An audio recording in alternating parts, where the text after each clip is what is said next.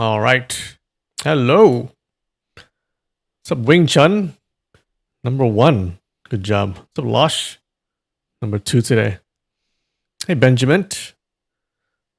Third. Oh, we still got the rankings for the chat.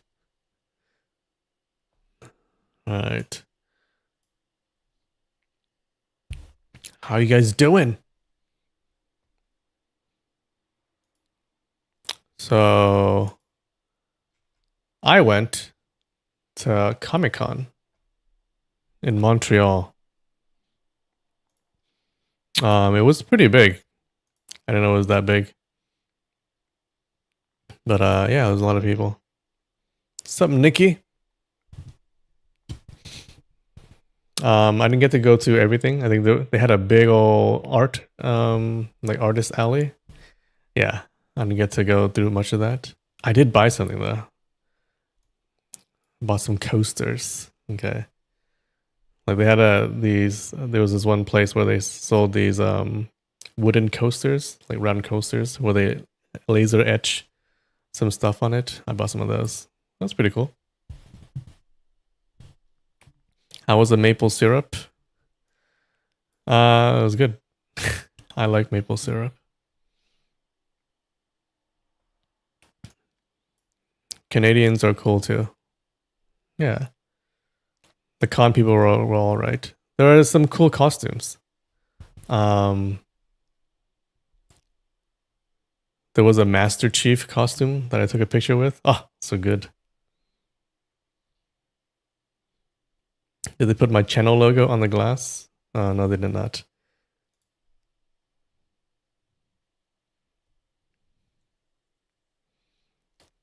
Canadians are pretty chill. They're pretty chilly. Did anyone recognize you? Why would anyone recognize me? I went around. I tried to look like a little bit like a hobbit. Just kind of.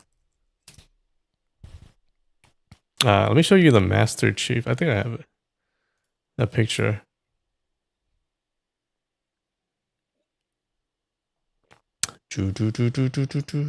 Hold on.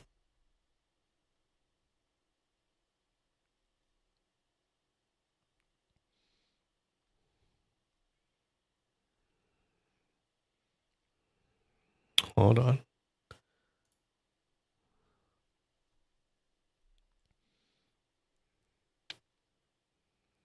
Okay, how do I do this?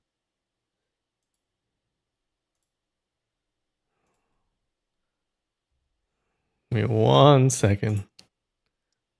I had to dress incognito the whole time. I was a semi-hobbit. All right, live screen.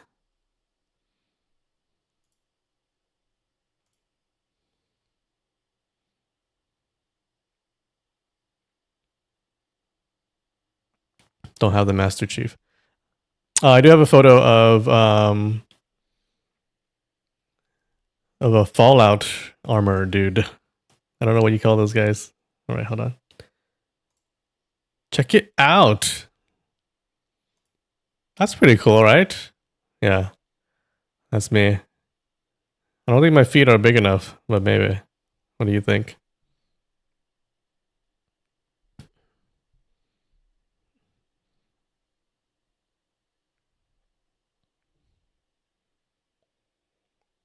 What's up, Psyduck? Oh, the Brotherhood of Steel. Yeah. See how big he is? Look, I'm a hobbit. I'm the right size. Check it out. Yeah, I think that was pretty cool armor. That might be the coolest one. Oh no, hold on.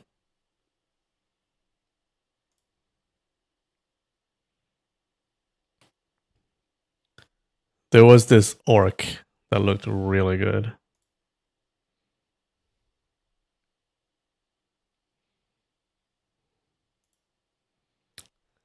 Look at that. That's freaking awesome. Got his freaking axe. I think it's a he, right? Not a she. Got Got his axe. Got his hammer. Got like some stuff. I think there was a finger. Yeah. Pretty badass. Is that Boba Fett? Oh, there's a bunch of Boba Fetts. Well, no, maybe not Boba Fetts. There's a bunch of Mandalorians. Yeah, that were going around. They look pretty cool too.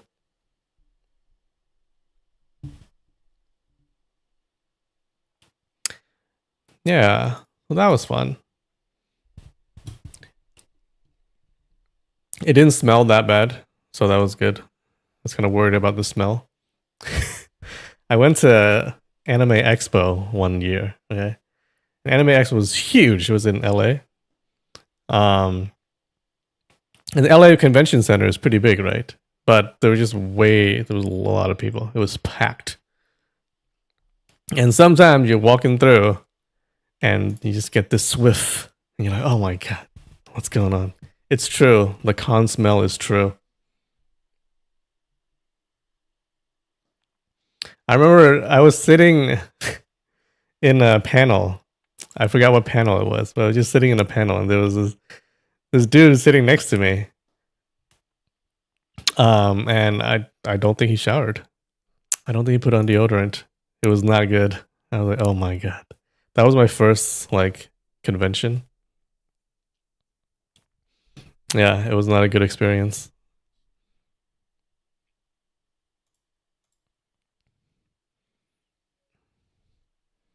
Boba Fett and Elsa hooked up.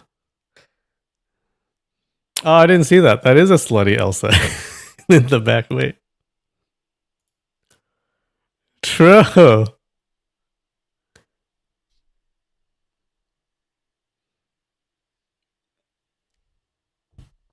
Hmm.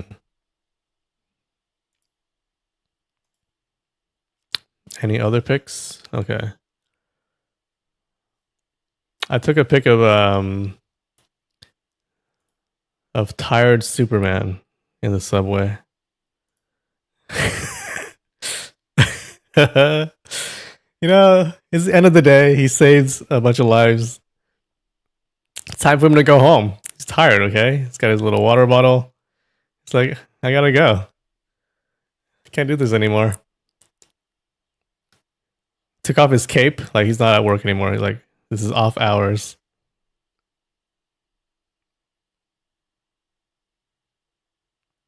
Mhm. Yeah.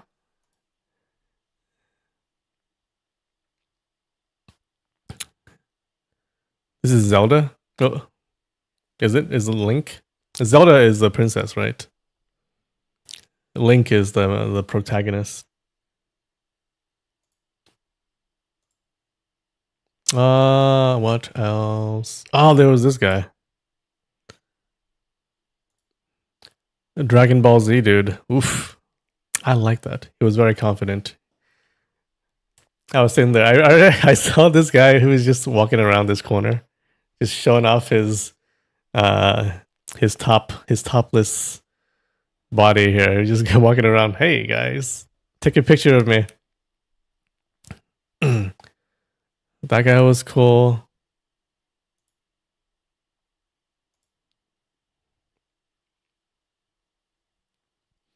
Mm-hmm.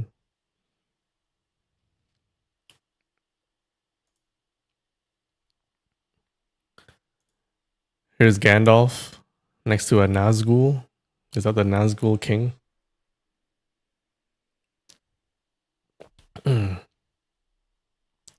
Yeah, I think that's a really cool costume.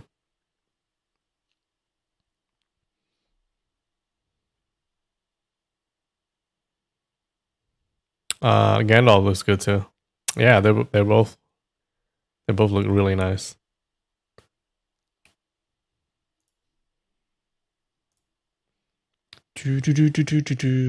What else? That whole Lord of the Rings photo shoot. Let's see.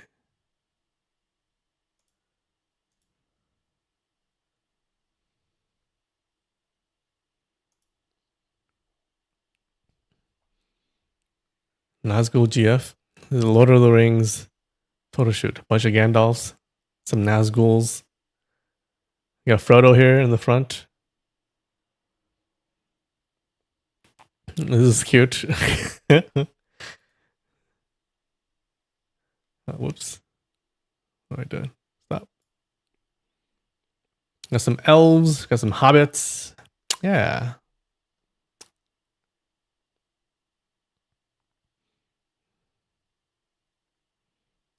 Tall Frodo back there.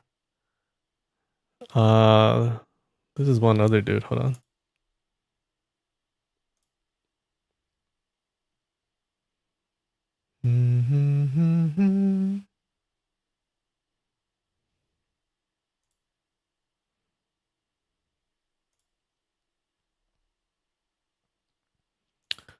Look at this Gandalf. That guy's pretty cool. I like that. there's also a pink Gandalf here. Gandalfina.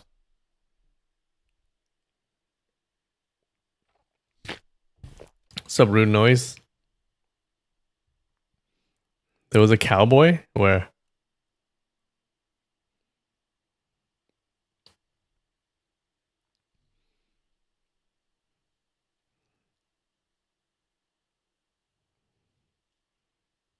Gandalf. All right. Oh, this guy. Okay, what is this? I think is this from LOL? Is this a League guy? This guy looks hella cool. I was walking and I saw this guy standing there. I was like, oh god, he looks so good. I gotta take a picture of him. His face really matches his entire suit.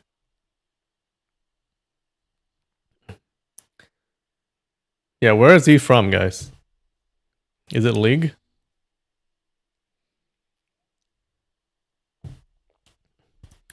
Emo Hobbit in the back. Might just be original. It looks hella good. This gun too. Jeez. Wait, is that Jason in the back? I didn't even see that. Oh god. It's coming for him. Who's gonna win?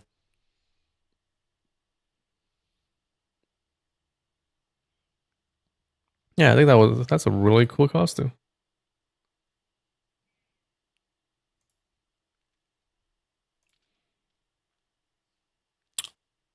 All right.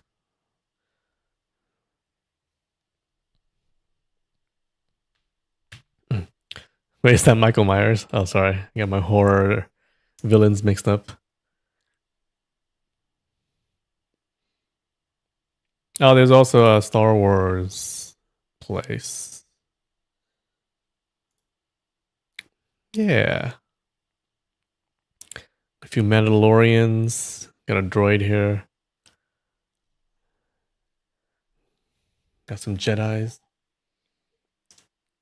There's a Sith Lord.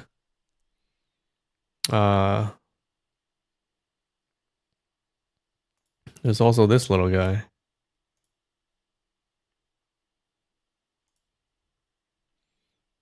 Yeah. This guy actually moved around. There was a guy who held a controller and he was moving this guy around. It's pretty cool.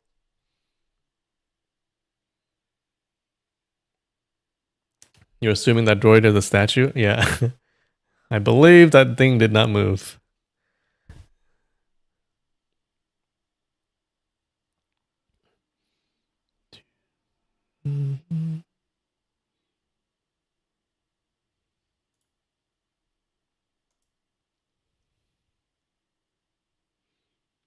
Yeah. All right. I think that's it. Cool.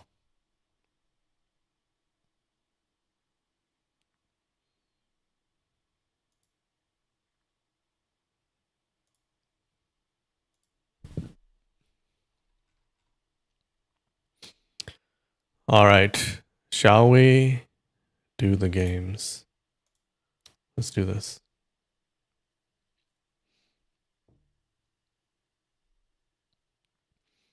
Wait, you don't know a lot about the cartoons, but you believe that little guy is a war criminal? The droid? Is that a joke? Or is that his actual name?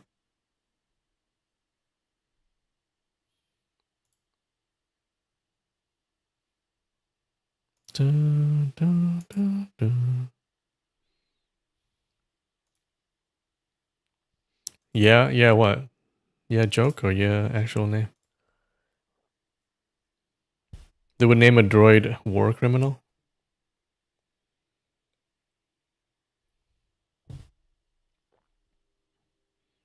Perfect hiding place at Comic Con. All right.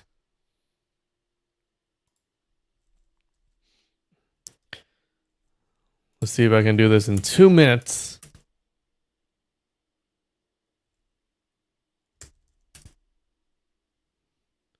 Ooh. Yikers. Not good. Oof. Oof. Oof. This is not good. Oof. Okay. So it should be you and ends with ID, eh? Euclid. Euclid. You or something. Unud. Druid. Unid. Unfix. Unfid. Unid? No. Unkid.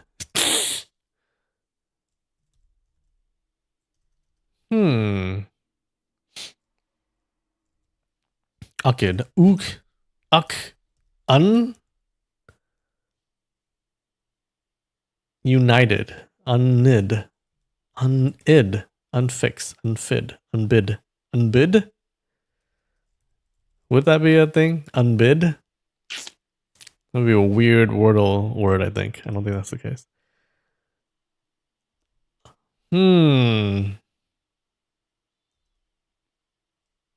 Unbid. Oof. What else is there? Udid. Udid. Udid. Uxid. Uzid. Uk. Uchid.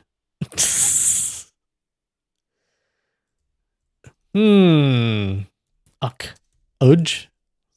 Can't be. I think un is good. B. Ubid. Uvid. Uv. Uch. Unbid. It's gotta be unbid, right? Like unbidden. Alright, let's try it. Let's try it. No! No! Un.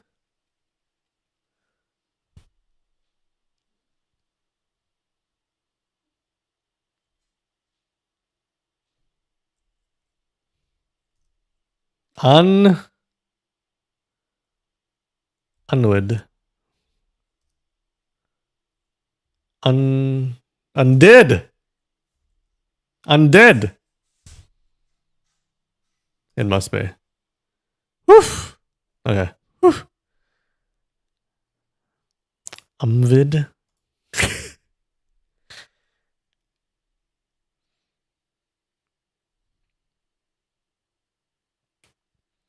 Wait, war criminal. In the fandom, jokes around Chopper, that's the droid's name, have developed and painted the character as a war criminal? Why? Alright. Connections.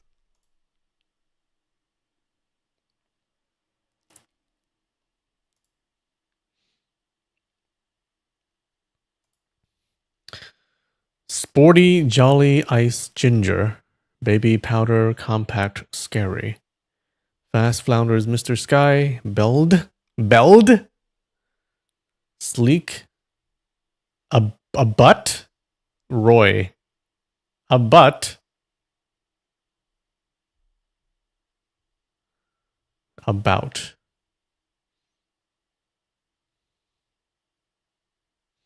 Alright. compact, baby, scary, ginger, ice, jolly, Mr. Roy. What is Beld?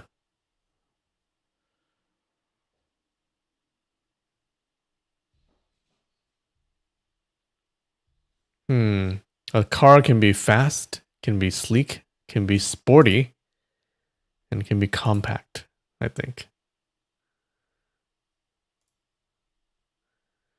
Yeah. Okay.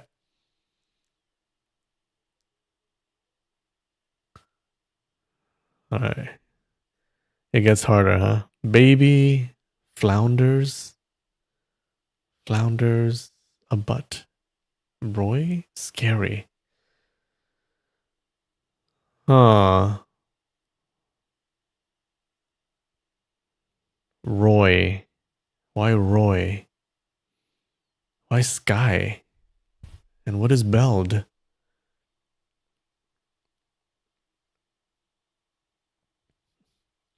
Baby, a butt.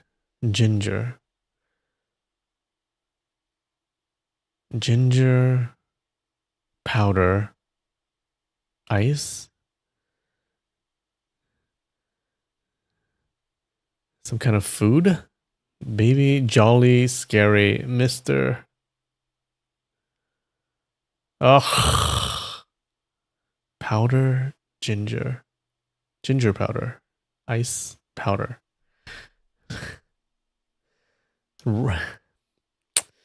Mr. Baby. Nicknames? Ginger. Flounders. Jolly. Jolly. Scary.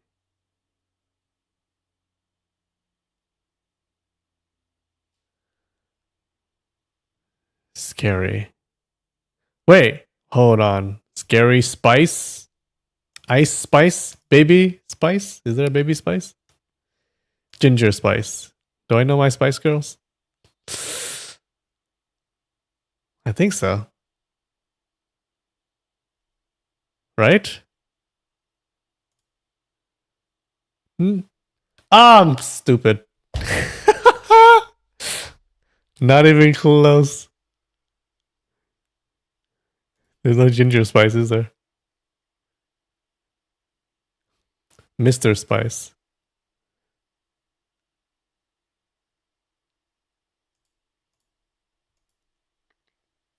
Did I make all of that up?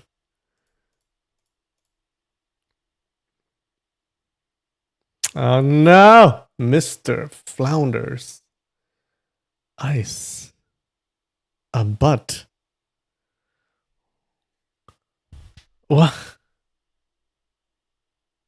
What? What? A butt. Sky.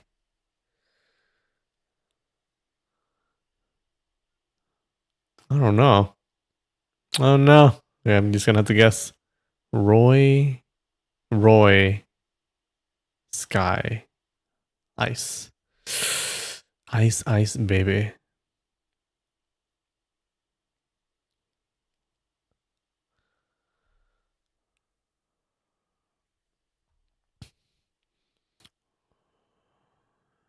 Powder. Mr.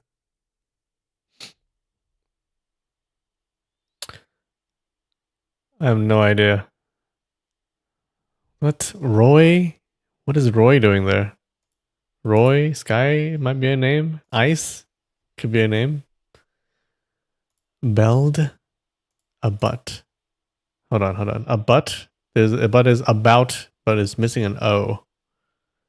Is there anything else like that? Roy? Beld?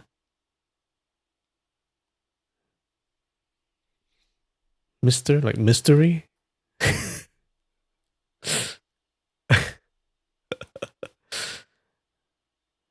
Jolly. Jolly old Saint Nick. I don't know. Nah, I don't know. I don't know. I don't know.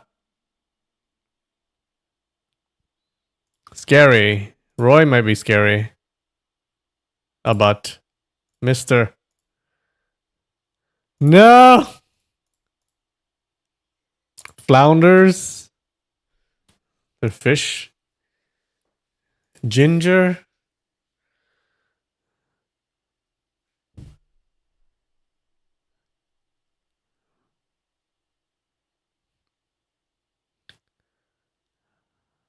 Ice. Powder.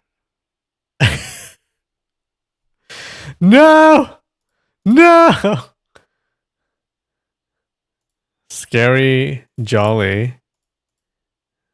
How about Belled? And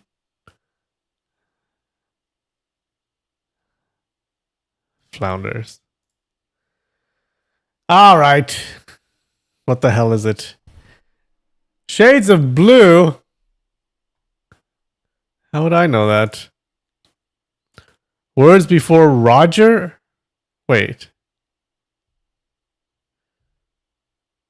Jolly Rogers? Ginger Roger? Who the hell is that? Mr. Roger. Okay. Roy Roger. Okay. Yeah, I would never have guessed this. Disney animated characters plus a letter. Oh!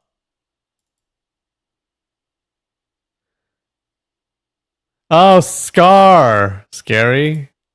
Wait, what's flounder? Bell. Abu. Abut. Wait. Who's Abu? Abu? Wait. Oh, is that Aladdin's monkey? Or am I... Aladdin's monkey. Abu! Gosh. Damn it.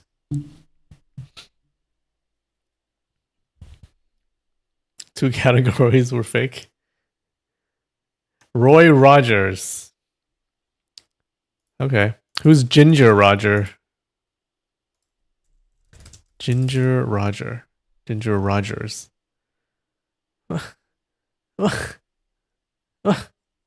How? Who's a Roy Rogers? Okay. What's up, Casey? All right, Cemental. Let's do this quick.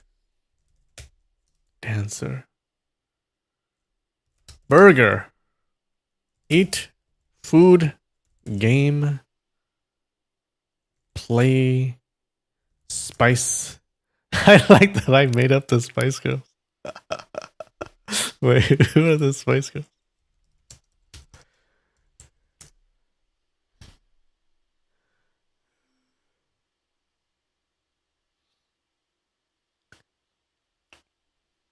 Oh, there's Scary Spice. There's Baby Spice. I got two of those. Sporty. And what's the fourth one? Oh, Posh. Fuck. 2 out of 4 ain't bad. All right.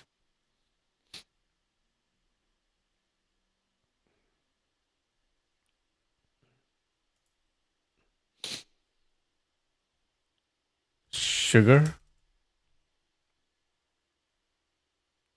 I miss all the cool Comic-Con pics. What do you mean? Salt.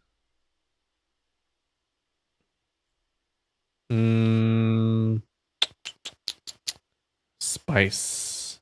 What about specific spices? Oregano. Soup. Bake. Cook. How about spicy? Spicy. How about sweet? Oh, salty. Bitter. Bitter sweet. Hot. Pepper. Powder. Dinner. Edge. Tasty. Delicious.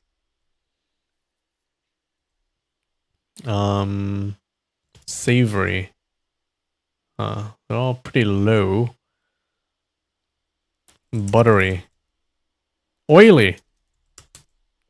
Oil. Savor. Savory, salty. Filling. Chef.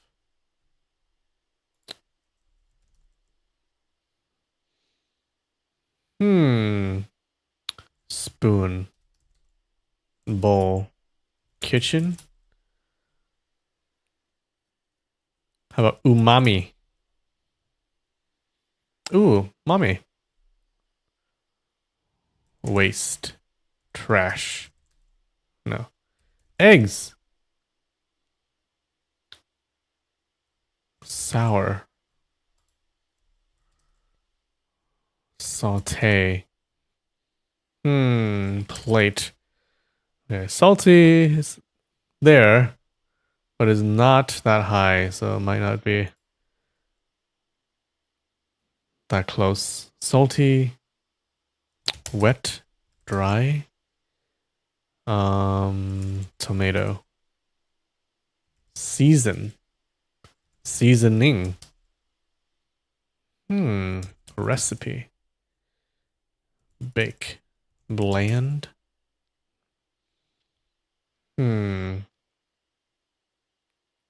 Cold.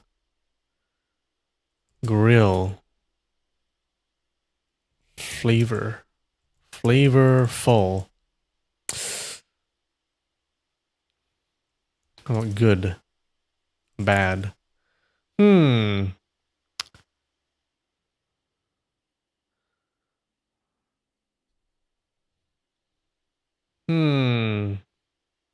Frozen.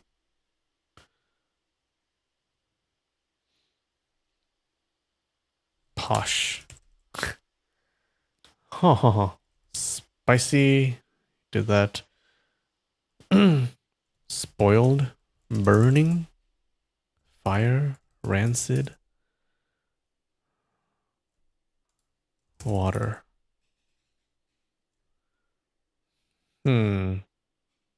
Drink. Wine. Pear. Pear. Fruit. Fresh. Gourmet.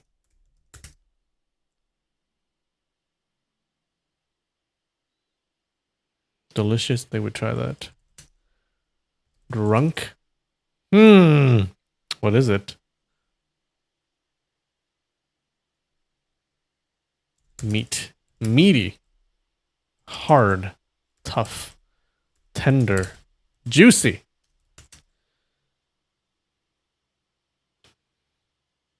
Sober. Near. Unctuous. What? Moist. Ew. Try all five senses. Touch. How about texture? Oh! Texture.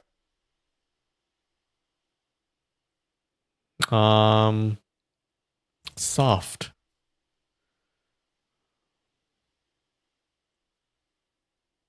Chewy. Chewy.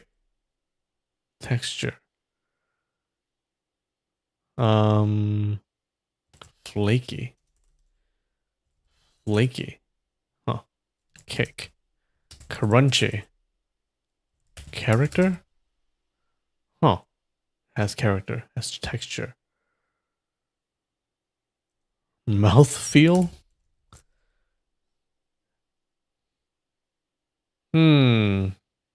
Text. Body. Full. Crunch. Crispy.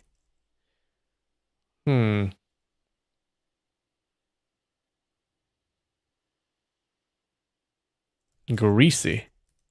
Grease. What? Pan. Texture, eh? Aroma. Brittle. Hard. Alright. Flake. Who tried tough? Melt. Cheesy. Melted. Frozen ball. Texture. Texture. Salty. Pear. We tried that.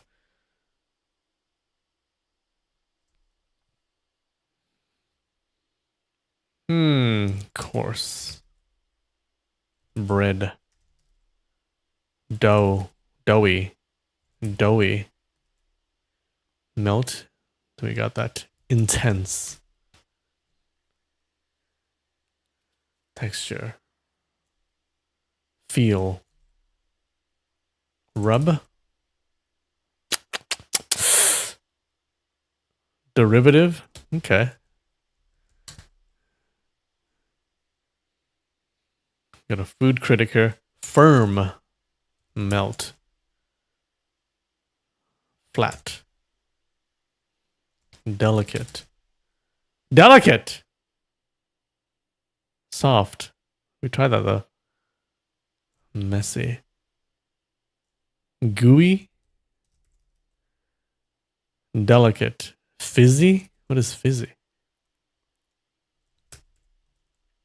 Pastry. Juicy. We tried it. Light. Delicate. Nutty. Maybe it's not food.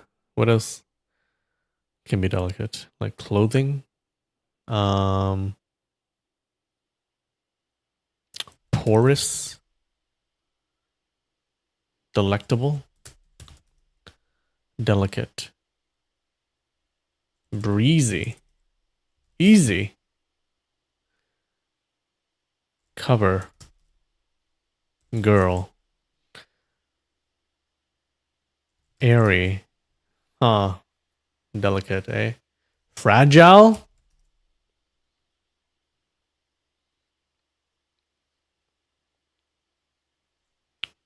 Beautiful? Nikki knows what I'm talking about. Delicate texture. Soft. What else? Cake. Smooth. Cool. Fabric. Stretchy. Feather. Huh. Delicate. Wisp. What about wisp?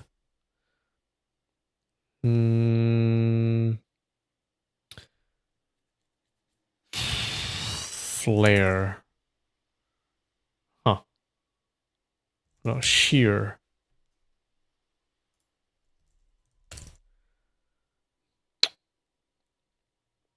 What if we think it's food, but it's clothes? Might be clothes. Delicate. So. Stitches. Fit. Delicate. Delicate texture. Fork. Lift. Wait, lift. Dress. What? Silk. Silky. Silky smooth.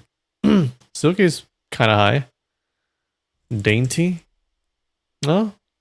Fragile. The fragile is low, right? Yeah. What's up, Sunnyside? Sophisticated.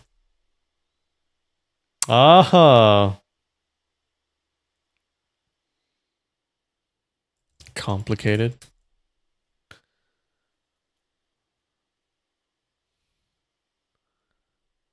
Seductive. Lingerie. Try to spell lingerie. Rare. Classy. I like that. Seductive. Sexy. Smooth.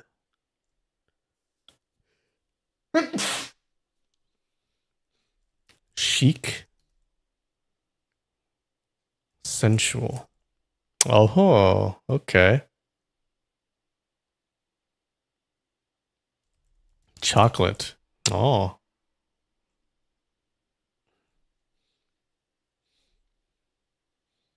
Seductive. Seductive. Delicate. Attractive. Seduce. No. What is it? Seductive. Delicate. Expensive.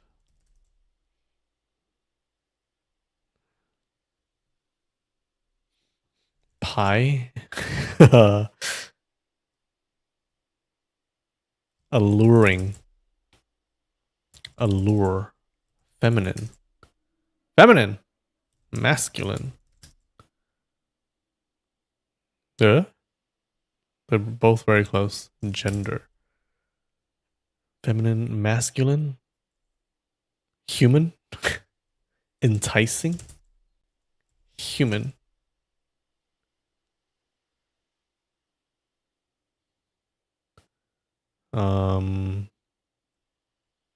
Child. Huh. Baby. Delicate, feminine, seductive, small. Yeah, dainty. What? We're so close. Seductive. Feminine. Wily. Coyote. Feminine wiles. Is that how you spell it? Wiles? Fragile, we tried. Piquant? What does that mean? Busting out the dictionary here. Piquant. Foreplay. Roadrunner? Uh-huh. Tease. Oh. Damn it. Seductive. What's the adjective of tease? Teasy.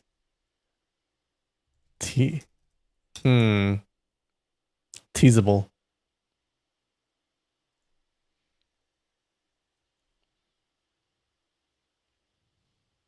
Flirty.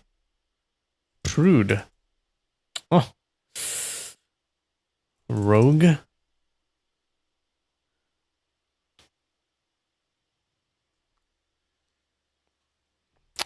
Oh no. What is it? Fashionable. Seductive. Ah. Forward. Ah. Confident. Feminine, delicate, texture. Seductive. Intriguing. Oh. Intrigue. I'm intrigued. Intrigue. Intriguing. Sophisticated. Tantalizing.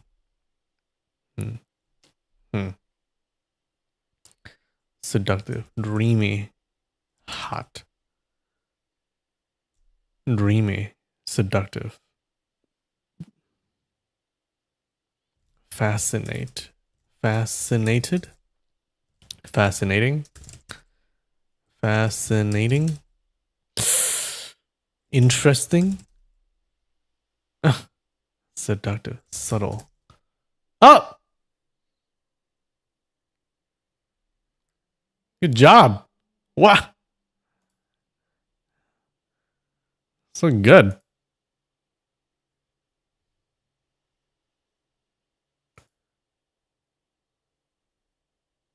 Subtle. Subliminal. Overt.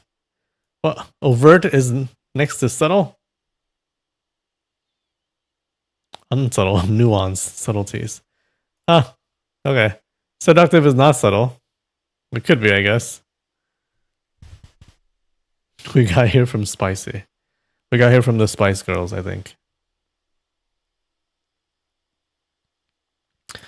Not so subtle after nearly 200 guesses. Well, that would mean it is subtle, right? Alright, good job, guys. Good job. It was not food at all. We went down the food route. Uh, all right. Check it out. I got this.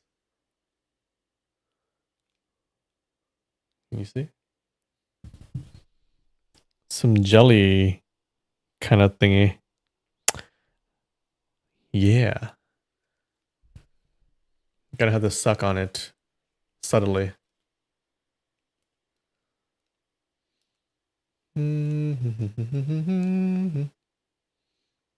Okay.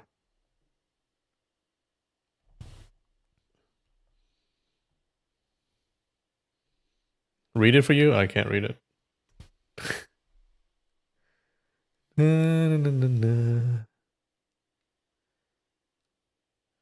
I think this says, wait.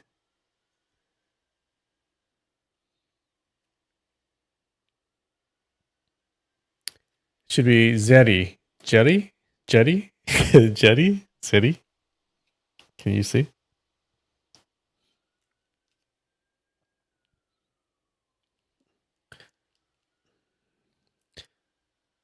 You forgot your hiragana? Of course not. I remember all my hiragana. All of it. Alright, hold on. Let the sucking commence.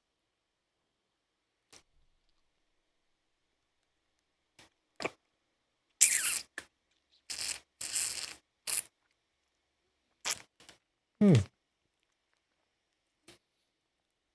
Hmm. Hmm.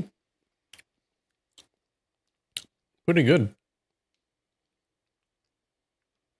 Is it apple?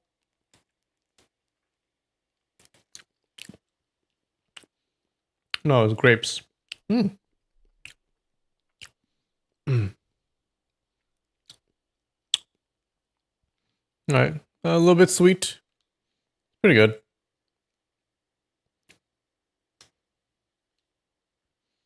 Mm. Yeah. It's a jelly. 7 out of 10, I think. He had to speak Canadian while he was away.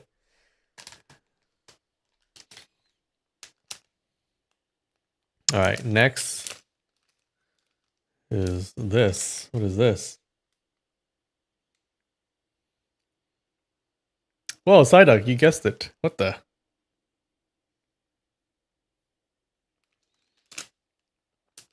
Yeah, that is a 0 out of 10 crunch. Yeah, what does this say? Like water or something? Some liquid?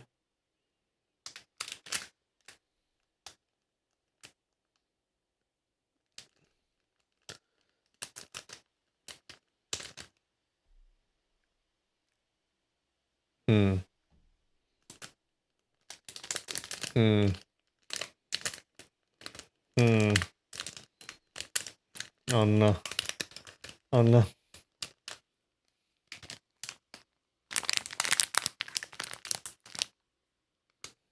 Got it.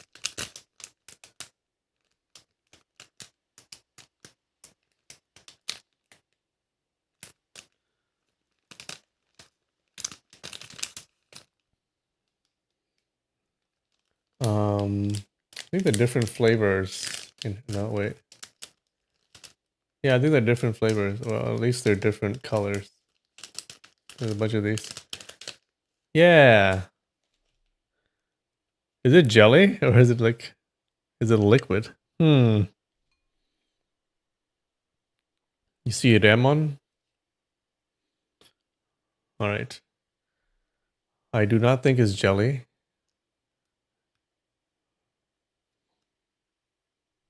Let's see.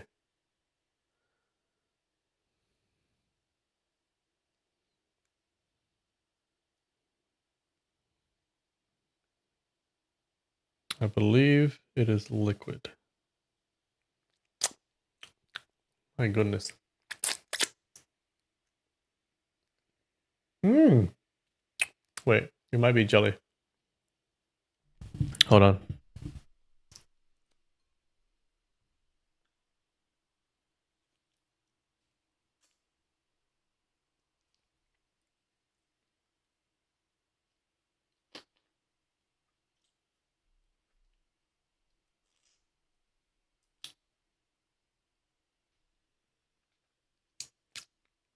Well, it does have like ice things, pictures on the front. Yeah, maybe it is meant to be frozen.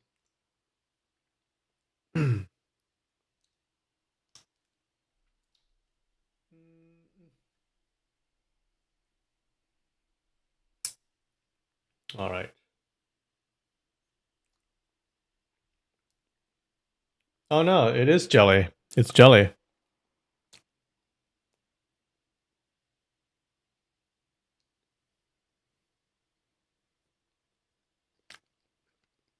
Hmm.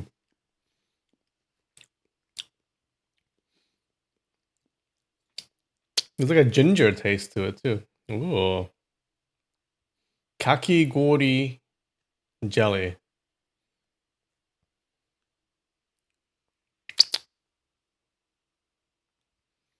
Okay. Uh Sweet. Little sweet. Not bad. But you know what? Just sweet. Also, maybe a 7.1 out of 10. Okay. Yeah, it's also zero crunch.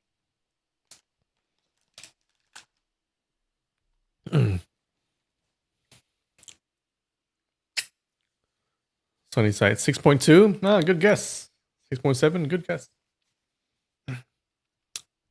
Your luck is over. Water with a gimmick. Okay. All right. Today's haul is okay. Okay, it's like an okay.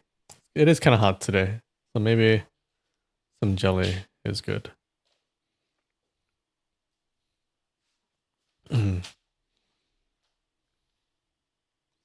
All right.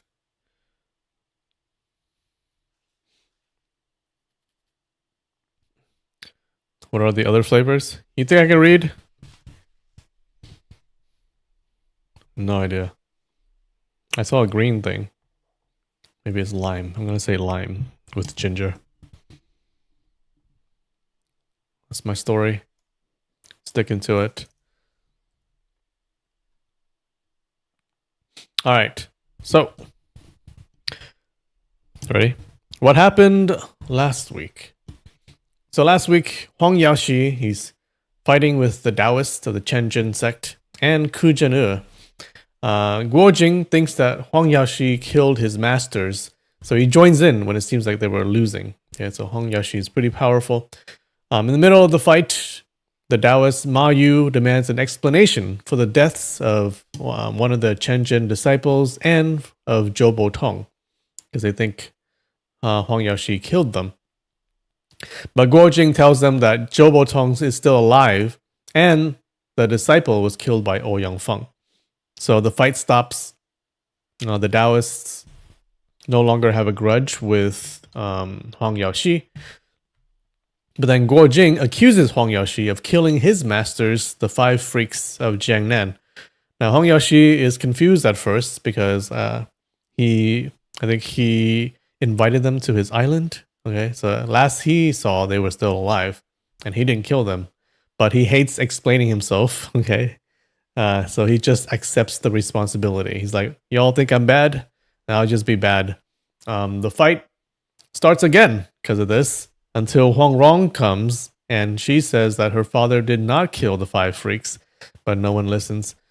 And they're still fighting. Suddenly, Ouyang Feng appears with some men and they help Huang Yaoxi in the fight. Finally, Hong Qigong, he's had enough. He jumps down and he tells them all to stop.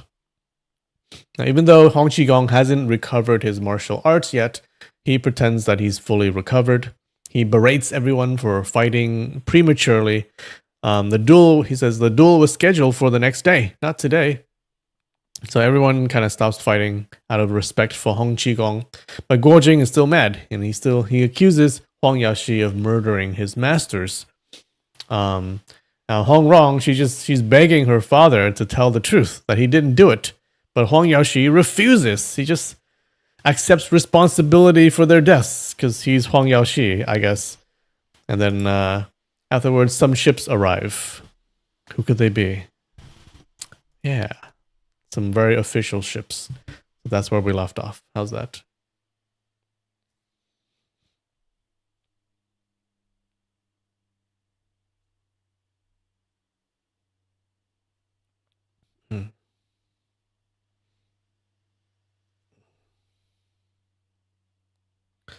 Do, do, do, do.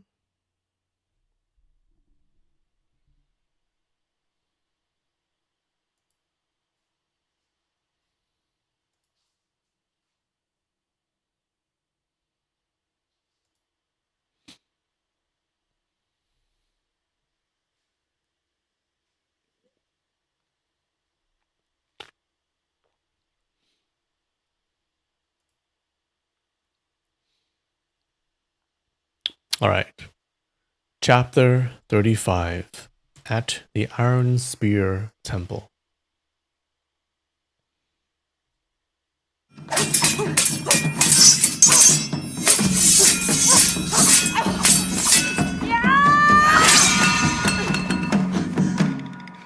Blue Hawaii might just be the salt water. Oh. Might be good. All right. So the boats are coming, right? The ships.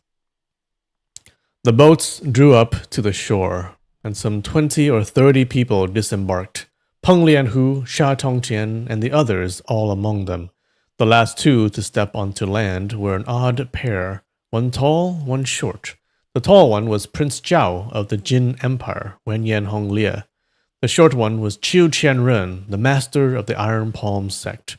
Clearly, Wen Yan Hong Lie, confident in having both Ouyang Feng and Qiu Qianren on his side, expected an easy victory this time, and had even come to the south in person.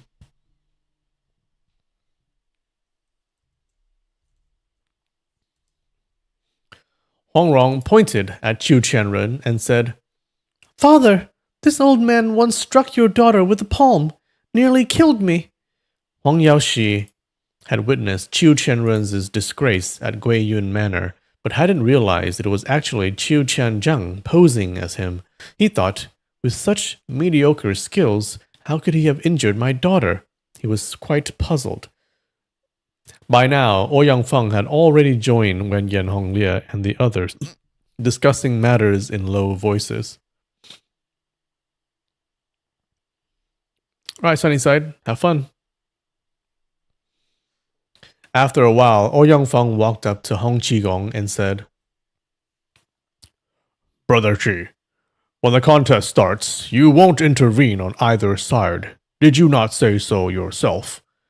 Hong Qigong thought, "I want to help, but I'm powerless now, even if I wished to." He could only reply, "Whether now or later, I said I wouldn't interfere on the 15th of August. Ouyang Feng said, "Exactly so. Master Huang, the Chenjun sect and the Jiannan Seven Freaks came to pick a fight with you. And as a Grand Master, it's beneath your dignity to get involved with such people. Let me handle them while you just stand aside. How about it?" Huang Yaoxi surveyed the two sides. If Hong Qigong didn't step in, the Chenjun disciples would surely fall victim to Ouyang Feng's poisonous hand, and the whole Chenjun sect might be wiped out right here. If Guo Jing helped defend the Tianxuan position, Ouyang Feng would not be able to break the Northern Dipper formation. But if that foolish boy kept entangling himself with Huang Yaoxi, the situation would be completely different. He thought, "This kid, Guo Jing, is still wet behind the ears, but the fate of the entire Chenjun sect hangs on his whim. If Wang Chongyang knew, he could only laugh bitterly from the grave." Ouyang Feng saw that Huang Yaoxi's face remained indifferent and silent, and thought, "This moment won't last. If the old urchin Zhou Botong arrives, he'll be hard to handle." With a long howl, he called, "Everyone, let's do it! What are we waiting for?" Hong Qigong snapped, "Are you talking sense or just barking like a dog?" Ouyang Feng pointed at the sky and laughed. "It's long past midnight. It's already the morning of the 15th. Hong Qigong looked up and saw that the moon was already westering, half hidden behind clouds. It was indeed well into the hour of the ox. Ouyang Feng's snake staff shot forward, and in an instant it struck toward Chu Chu Chi's chest. The 6 Chenjun disciples, facing a formidable foe, with Peng Lianhu glaring hungrily on the side, knew that the slightest carelessness would mean utter defeat. They braced themselves and fought Ouyang Feng with all their might. But after just a few exchanges, all six were secretly calling out in pain. This time, the Western Venom wanted to display his full power in front of everyone, and unleashed only the deadliest killing moves. In particular, the two vipers on his snake staff kept darting in and out, flicking their tongues or opening their mouths, impossible to guard against. Chu Chuchi, Wang Chuyi, and the others stabbed at him several times with their swords, but to no avail. Hong Rong saw Guo Jing glaring at her father, but not daring to attack for fear of Hong Qigong, and suddenly had an idea. She said loudly, "You go on and on about vengeance, but now that your mortal enemy is right here, you're scared." Her words jolted Guo Jing. He shot her a look and thought, "I'll kill that Jurchen dog first, then deal with Hong Yaoxi." He drew his dagger and rushed straight at Wan Yan Hong Lie. Sha Tongtian and Peng Lianhu both leaped forward to block him. Guo Jing twisted his wrist and slashed diagonally with the dagger. Peng Lianhu raised his judge's pens to parry, but with a clang his tiger's mouth went numb, and Guo Jing had already slipped past the two of them. Sha Tongtian's position exchange technique failed to block him, and he hurried to give chase. The monk Ling Ji and Liang Zuwang both brandished their weapons to intercept. Guo Jing dodged the two bone-piercing nails. Liang Zuwang shot at him, then, with both sword and palm, used the move ram-butting the fence, and charged forward. Liang Zuwang, seeing the ferocity of the attack, hurriedly rolled aside on the ground to escape. The monk Ling Ji, heavyset and clumsy, realized that if he dodged, the enemy would be upon Prince Zhao in an instant, so he raised his cymbals in a desperate block. Two loud clangs rang out as the cymbals were knocked flying into the air by Guo Jing's palm strength, and his palm wind then swept toward Ling Ji's face. Ling Ji was confident in his own palm strength and the poison on his hands, so he struck out, but suddenly felt his chest seize up, his arm go numb, and his hand hang limply. His wrist joint had been dislocated by the shock. His poison palm was useless. His mind in a whirl, he stood there, stunned. Guo Jing could have finished him off with another palm strike, but his mind was set on killing Wan Yan Hong Lie, and he didn't even spare Ling Ji a glance. Man, Guo Jing is just super powerful now. The two huge bronze cymbals spun through the air, flashing yellow in the moonlight, and came crashing down. The first one landed squarely on Ling Ji's head, fortunately falling flat, or else the sharp edge would have split the monk's skull in two. The second cymbal came down with an even louder crash, the two clanging together and sending a humming echo across the lake. Wan Yan Hong Lie watched in horror as Guo Jing charged forward, cutting through four skilled fighters without breaking stride, and suddenly appearing right in front of him. He let out a cry, "Aya!" and turned to flee in panic. Guo Jing pursued with sword extended, but had only taken a few steps when a flash of yellow swept across his vision, and twin palms struck from an oblique angle.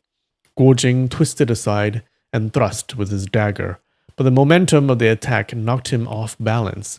Regaining his footing, he saw that his opponent was none other than Qiu Qianren, the master of the Iron Palm sect.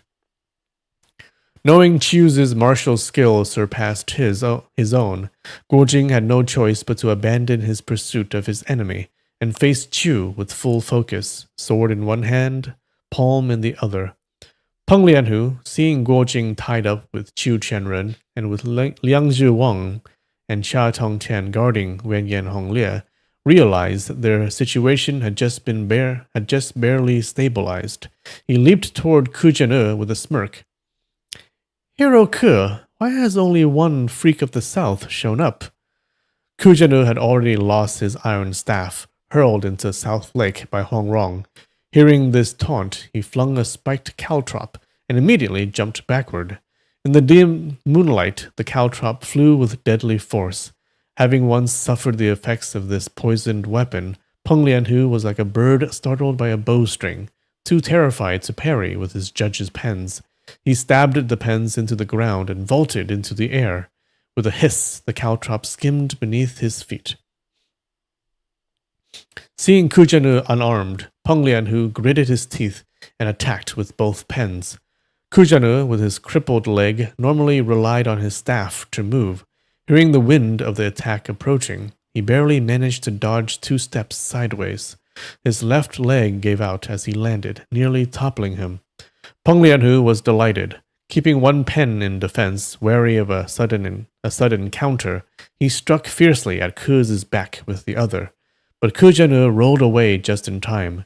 The iron judge's pen slammed into a stone, sending sparks flying. Peng cursed, "Damn blind bastard! Still this slippery!" and followed with another strike. Ku Jian'e rolled again and returned a caltrop with a hiss. The Tibetan monk Lingji, still cradling his dislocated wrist and cursing in his native tongue, suddenly saw Ku roll near him and kicked down at him. Ku, hearing the wind, pushed off the ground with one hand and leapt away diagonally. He managed to avoid the monk's kick, but couldn't escape the twin judges' pens bearing down on him. He felt a sharp pain in his back and thought, "This is it," and closed his eyes to await death. Then a girl shouted, "Off you go!" followed by a cry, "Ayah!" and a loud thump. Hong Rong had used the dog-beating staff technique to entangle the judge's pens and tossed Peng Lianhu aside. It was the same move she had used earlier to fling away Ku Jian'e's iron staff, but Peng clung to his judge's pens, refusing to let go, so he was thrown along with them. Shocked and furious, Peng scrambled to his feet, only to see Hong Rong shielding Ku Jian'e with her bamboo stick as he rose. Ku Jian'e snapped, "You demon girl! Who asked you to save me?" Hong Rong shouted, "Father, watch this blind fool. Don't let anyone harm him." Then she rushed to assist Guo Jing, and the two began fighting Chu Qianren together. Ku Jian'e stood dazed, momentarily at a loss. Peng Lianhu noticed Huang Yaoxi standing off to the side, turned away and seemingly deaf to his daughter's words. Quietly, Peng crept behind Ku Jian'e and suddenly lashed out with his judge's pen in a savage, ruthless strike. Even if Ku had still had his iron staff, it would have been hard to block. Just as it was about to connect, there was a sharp whiz.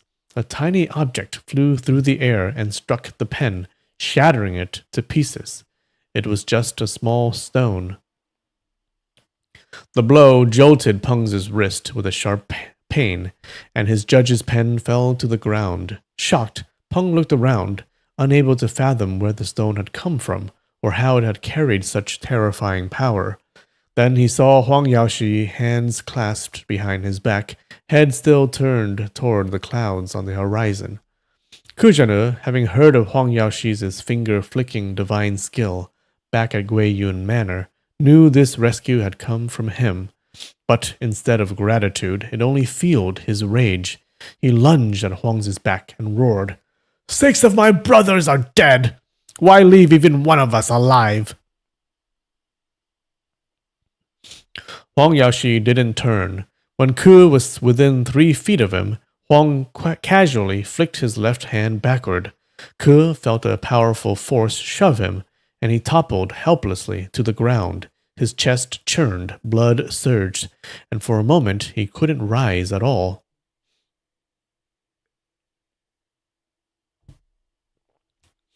By now the sky had grown darker still.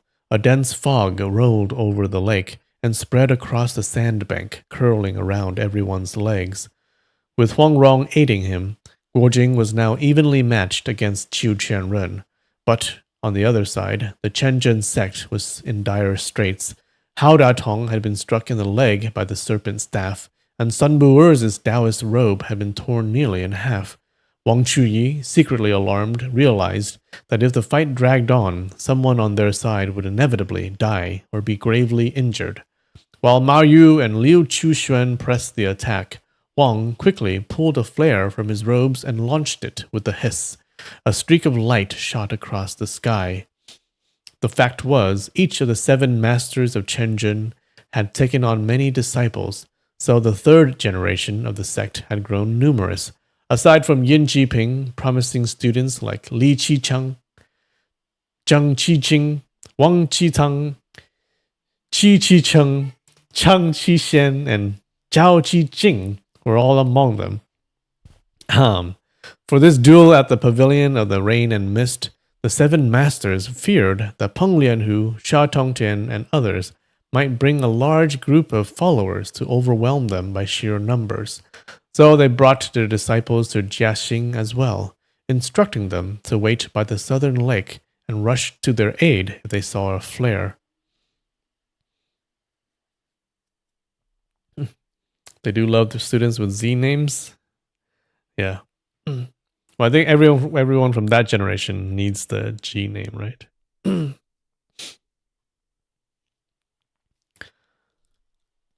Now that Wang Chuyi saw the battle turning against them, he launched the flare. But with the thick fog, one could barely see a few feet ahead. It was unlikely their disciples could fight their way through the mist in time. As the fighting continued, the white fog grew heavier, wrapping everyone in damp, stifling air. Overhead, the storm clouds had grown thicker and thicker. The moonlight that had pierced through the clouds gradually faded, until it vanished entirely. Alarmed, the combatants didn't stop fighting, but they slowly drifted apart, each attacking less and focusing more on defense.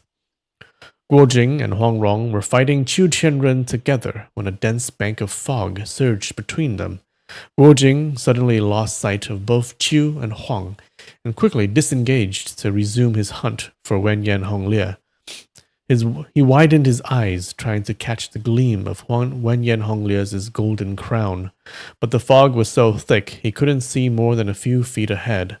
As he darted this way and that, a voice suddenly called out from the mist. "I'm Zhou Bo Tong. Who wants to fight me?" All right, he's back. Guo Jing was overjoyed and was about to respond when Chu Chu Chi cried out, "Uncle Zhou, you're alive and well!" At that moment, a gap opened in the clouds, revealing the moonlight once more. Suddenly, everyone could see their enemies standing just a few paces away, close enough to strike. With startled cries, "Ah!" they all leapt backward. Zhou Bo Tong stood among them, beaming. "So many people! What a lively crowd! Wonderful, wonderful!" He rubbed a clump of grime from the crook of his arm, rolled it into a ball, and said, "Here, eat some poison." Then he flicked it toward Sha Tongtian's mouth. Sha dodged hastily. His body shifting technique was impressive, but not fast enough. Zhou's left hand grabbed him and shoved the grime into his mouth. Sha had tangled with the old urchin before.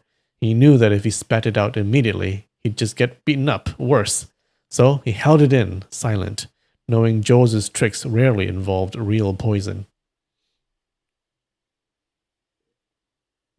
It's just dirt from his arm. It's disgusting. Wang Chuyi was overjoyed to see Zhou Bo Tong and called out, "Uncle Master, so you weren't killed by Master Huang after all." Zhou Bo Tong snorted. "Who said I was dead? That old rascal Huang Yaoshi has been trying to kill me for more than 10 years. Never succeeded. Ha! Hey, Huang Yaoshi, want to try again?" He swung a fist at Huang Yaoshi's shoulder. Huang didn't dare be careless. He responded with a falling petals of the divine sword palm strike and shouted, "These Chanchun Taoists blame me for killing you and keep pestering me for revenge." Zhou Bo Tong shouted, "You think you can kill me? Don't talk nonsense. When did you ever succeed in killing me? Look closely. Do I look like a ghost to you?" His rambling made no sense, and his strikes only got faster. I mean, that rambling made sense, no? Huang Yaoshi realized it was this lunatic who couldn't be reasoned with, not the Chenjun Taoists. But Zhou's techniques were bizarre and intricate, forcing Huang to fight with full focus. The Chenjun disciples had assumed that with their uncle master's arrival, he would team up with Huang Yaoshi against Ouyang Feng. But Zhou Bo Tong was not one to follow logic. In an instant, he and Huang were locked in a furious duel. Ma Yu called out repeatedly, Uncle Master, please don't fight Island Master Huang. Zhou Botong also used pee and poop attacks before. Yeah, he likes his waste attacks. Ouyang Feng joined in mockingly. Yes, old urchin, you're no match for Huang Yaoshi. You'd better run for your life. Go on, flee, ribbit. Zhou Botong, goaded by the taunt, only fought harder. Huang Rong called out, Old urchin, you're using techniques from the 9 Yin manual against my father. What would your senior brother say from beyond the grave? Zhou Botong burst out laughing, delighted with himself. You think I'm using the 9 Yin manual? I worked hard to forget every word of that stupid book. Learning it was easy. Forgetting it, now that was tough. What I'm using now is my own 72 styles of empty fist. Old urchin made it up himself. What's it got to do with that 9 Yin crap? No. He's so good. When Huang Yaoshi had fought Zhou Botong on Peach Blossom Island, he'd noticed that Zhou's fists and kicks carried extraordinary force. But now, although his technique remained just as bizarre and refined, the strength behind his blows had clearly diminished. He was only just managing to fight Huang to a standstill. Huang found this puzzling. After hearing Zhou's remarks, he grew even more curious. How on earth had Zhou managed to purge a high-level martial art from his own body entirely?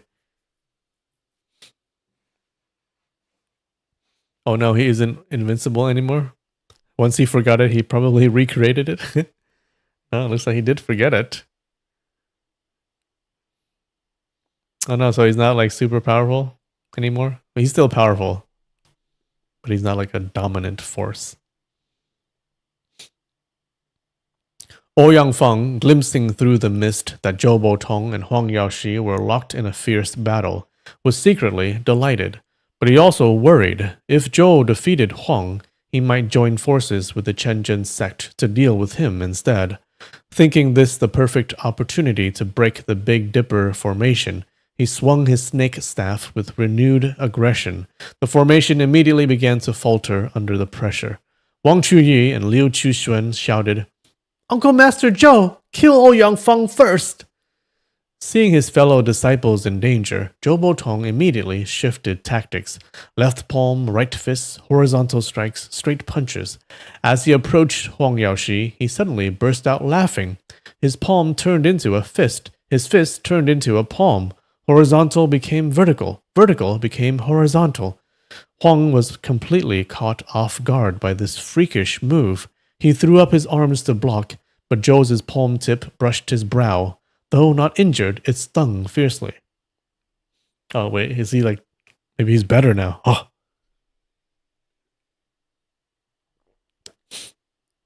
The moment Zhou landed that palm, he suddenly realized something. Smack! He slapped his own right wrist and scolded himself. Damn it! That was the 9 Yin manual stuff! Oh.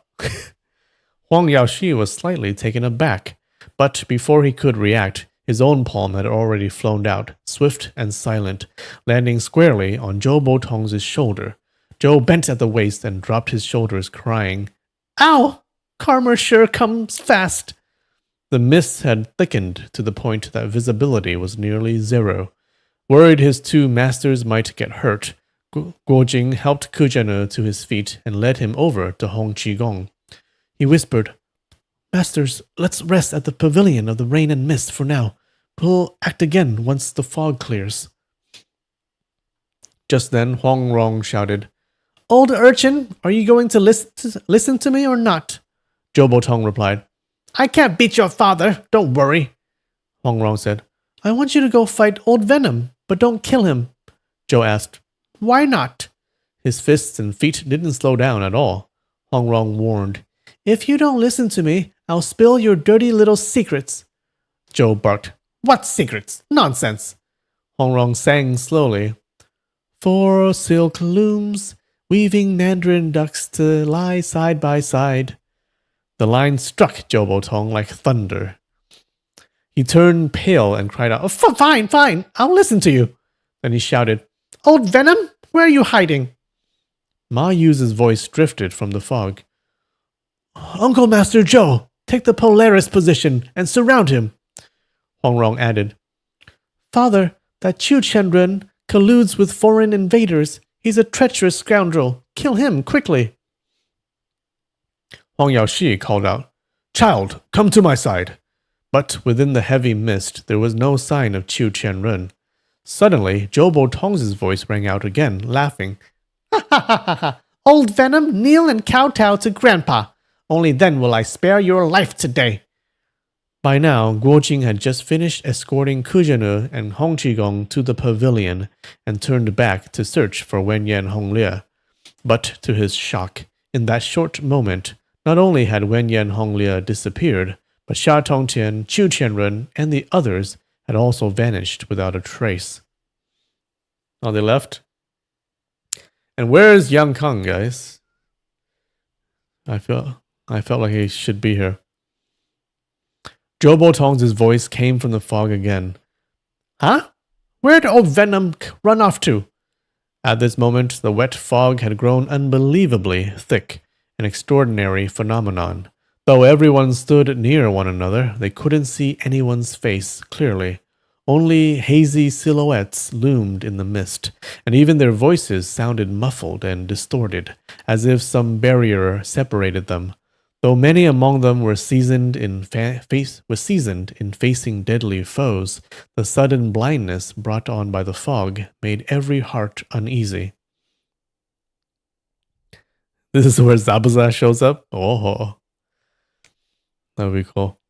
Huang Rong stayed close beside her father. Ma Yu quietly gave orders to contract the formation. Everyone strained to listen for the enemy's movements. For a time, everything was deathly still.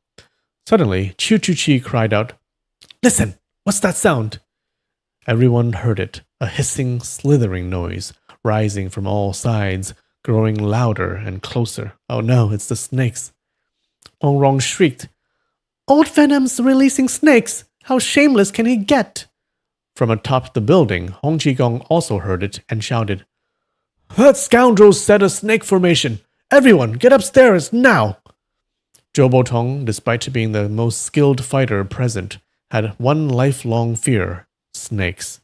With a terrified cry, Mah! He bolted for the rain and mist pavilion. Too afraid to even use the stairs lest a snake bite his heels, he performed a lightness skill leap straight onto the rooftop and perched nervously on the highest ridge, still shivering from fright.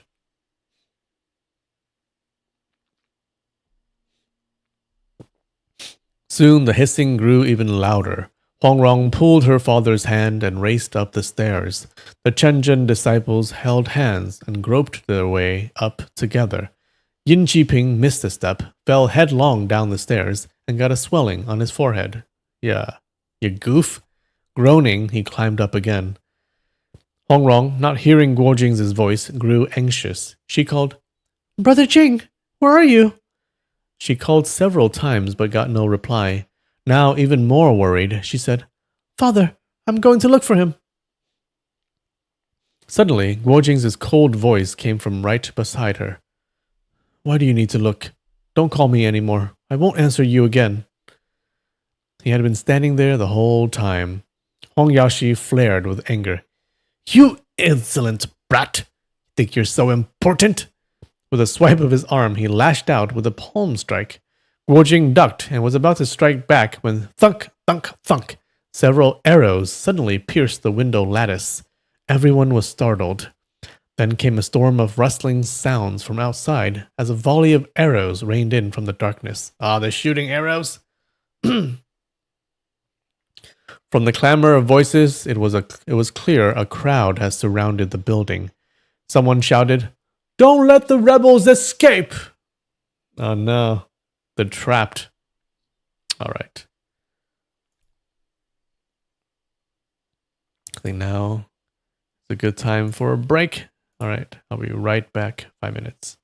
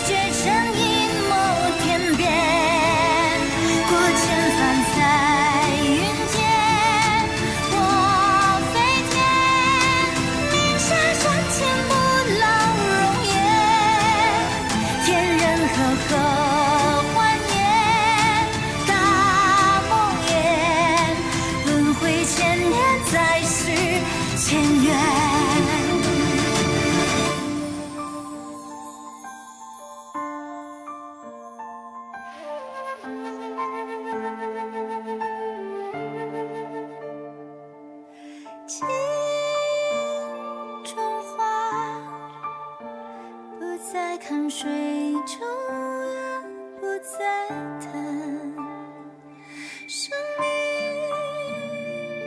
从此忘失着。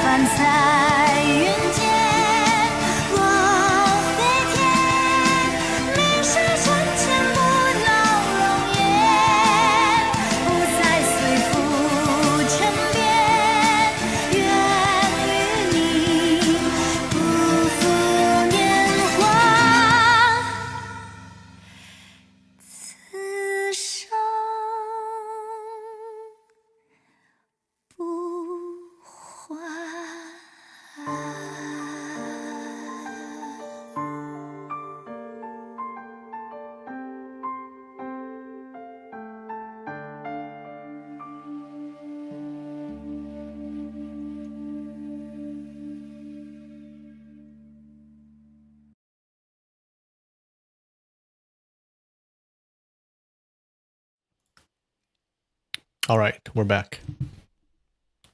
An exciting chapter today, no? Lots of fighting. Wang Chuyi roared, "It's the Jin dogs working with the corrupt officials of Jiaxing. They've called in the troops." Chu Chu Chi cried, "Let's charge down and give them hell." Hao Da Tong shouted, "No, watch out! Snakes! Snakes!" Now everyone realized the terrible truth. The arrow assault and snake ambush had been coordinated by Wen Yanhonglie and Ouyang Feng, but no one had anticipated the thick fog. Whether it was a blessing or a curse, no one could say. It's the village of hidden mist. Hong Qigong shouted, "We can block arrows, but not snakes. Avoid the snakes and you get hit by arrows. Everyone, fall back." From the rooftop, Zhou Botong screamed curses as he caught 2 arrows and used them to swat away the incoming volley. The rain and mist pavilion stood with 3 sides over the water. Government soldiers riding small boats had surrounded it and were launching arrows from all directions, but thanks to the dense fog, they didn't dare move in too close. Hong Qigong shouted, "We're heading west. Take the land route." As the leader of the world's largest beggar clan, his voice carried authority even amid the chaos. In the confusion, everyone followed his command and headed down the building, feeling their way forward. But the fog was so thick they couldn't see half a foot ahead. Who could even tell east from west? They simply chose the direction where the arrows were fewer and proceeded that way, everyone holding hands for fear of getting separated. Qiu Chuqi and Wang Chuyi took the lead, each wielding a longsword. The twin blades moved in unison, forming a whirl of swordlight that shielded them from the rain of arrows. Cool. Guojing held Hong Qigong's hand with his right hand. His left hand reached out and grasped another. It was warm, soft, and smooth. It turned out to be Huang Rong's hand. He was startled and quickly let go, only to hear her cold voice, "Who asked you to touch me?" Suddenly, Qiu Chuqi called out, "Turn back! The path ahead is crawling with venomous snakes. We can't get through." Hong Yaoshi and Ma Yu were bringing up the rear to hold off the pursuers. Hearing Qiu Chuqi's warning, they quickly turned around. Huang Yaoshi snapped off 2 bamboo branches and began sweeping them outward. In the thick mist, all they could hear was the hissing of snakes and smell a wave of foul stench rushing toward them. Huang Rong couldn't take it anymore. She gagged and vomited. Huang Yaoshi sighed. There's no path in any direction. We'll just have to accept our fate. He tossed the bamboo branches aside and picked up his daughter in his arms. Given the group's martial prowess, they could easily fend off the arrows, but in Ouyang Feng's snake formation, the venomous snakes numbered in the thousands. A single bite meant instant death. Wow. Everyone felt the hair stand on end at the sound of hissing. Huang Yaoshi's jade flute was broken, and Hong Qigong couldn't deploy his gold needles. Worst of all, the dense fog rendered them blind. No matter how skilled they were, they couldn't find a path to escape. In this dire moment, a voice suddenly rang out coldly. Little demon girl, give that bamboo staff to this blind man. It was Kujan'e. The moment Huang Rong heard him mention blind man, she understood his meaning and felt a surge of hope. All right. She quickly handed over her dog-beating staff. Kujan'e, expressionless, tapped the ground with the staff and said, Everyone follow this blind man if you want to live. What's so strange about fog around the Rain and Mist Pavilion? Why else would it be called the Rain and Mist Pavilion? He was a native of Jiaxing and had known every path and trail around the Rain and Mist Pavilion since childhood. Though he was usually at a disadvantage due to his blindness, this time the dense fog and dark clouds posed no obstacle to him at all. From the sound of hissing and arrow shots, he had already judged that the western side had a small path free of enemies.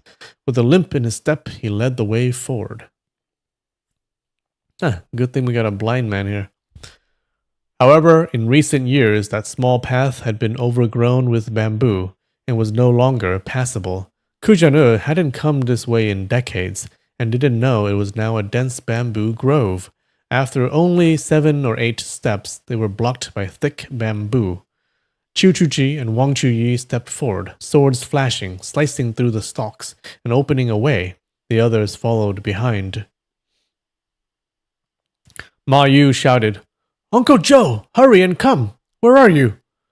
Zhou Botong, still sitting on the rooftop, was surrounded by the sound of snakes and didn't dare respond. He feared that venomous snakes had a particular taste for his flesh, and if the hissing swarm heard his voice, wouldn't that be the end of him? The group made it about 10 zhang through the bamboo grove, which then opened onto a small path. The sound of hissing snakes gradually faded, but now they heard the shouting of soldiers growing louder. It seemed enemy troops were circling around to cut them off. The heroes had only feared the snakes, ordinary soldiers they scarcely took seriously. Liu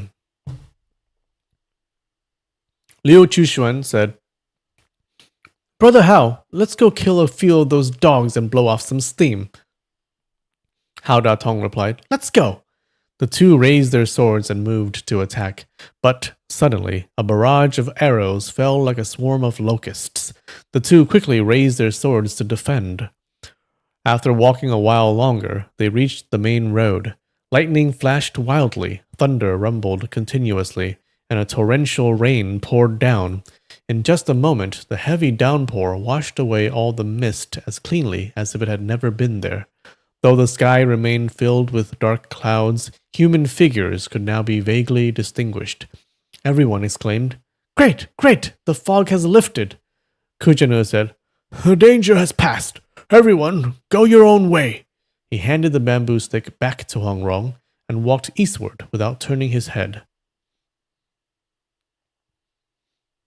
Just walked away. Guo Jing called out, Master! Kujan'e replied, Take Master Hong to a safe place to recover, and then come find me at Ke Family Village. Guo Jing responded, Yes. Huang Yaoshi caught a feathered arrow that came flying at him, walked up to Kujan'e and said, If you hadn't saved my life today, I wouldn't even bother to say this to you. Before he could finish, Kujan'e spat a mouthful of thick phlegm right onto the bridge of Huang Yaoshi's nose and cursed. After what happened today, How can I ever face my 6 brothers after death? Oh, come on. He still doesn't get to explain, does he?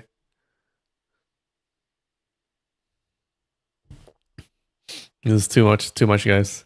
It's too much. Huang Yaoshi flew into a rage and raised his hand. Guo Jing, seeing this, was alarmed and rushed forward. If that palm lands, how could Master possibly survive it? He was more than 10 steps away from Ke and Huang and feared he wouldn't reach them in time. But in the dim light, he saw that Huang Yaoshi's raised hand slowly dropped. Huang let out a loud laugh and said, "Ha ha ha ha! What kind of man is Huang Yaoshi? How could I stoop to your level?" He wiped the spit from his face with a sleeve, turned to Huang Rong and said, "Ronger, let's go." Guo Jing heard this exchange and felt deeply suspicious. He didn't know exactly what he was doubting, but something about the situation seemed entirely wrong, like a dense fog had suddenly returned before his eyes. Suddenly, the sound of shouting erupted. A group of soldiers charged toward them. The 6 Chenjin disciples each raised their swords and plunged into the melee. Huang Yaoshi had no interest in fighting with common soldiers. He turned, took Hong Qigong by the arm, and said, "Brother Qi, let's go have a few drinks ahead." That was exactly what Hong Qigong had in mind. Laughing, he said, "Wonderful, wonderful." In a flash, the two vanished into the darkness. Guo Jing wanted to help Ke Jian'e, but a squad of soldiers had already rushed up to him. Not wanting to kill needlessly, he simply extended both arms and kept pushing soldiers away. Amid the chaos, he heard the shouts and clashing blades of Qiu Chuchi and the others. Among the troops were not only regular soldiers, but also Wanyan Honglia's personal guards and members of the Iron Palm sect under Qiu Qianren, fierce and formidable. Though they fought hard, the enemy did not retreat. Guo Jing feared his master might be harmed in the chaos. He shouted, "Master! Master! Where are you?" But the din of battle drowned everything out. He heard no reply from Ke Jian'e. Hong Rong had been beside Ke Jian'e ever since she took the bamboo stick from him. When she saw him spit at her father and stir up new conflict, she thought, "Things have reached this point. All my dreams for the future are nothing but shattered fragments now." As troops charged past, she stood quietly, leaning against a tree. Horses and soldiers thundered by her, but she seemed not to see or hear them. She was lost in a daze. Suddenly, she heard a cry, "Ayya!" in Ke Jian'e's voice. She looked toward the sound and saw him lying on the roadside. A military officer had raised a long saber and was bringing it down toward Ke's back.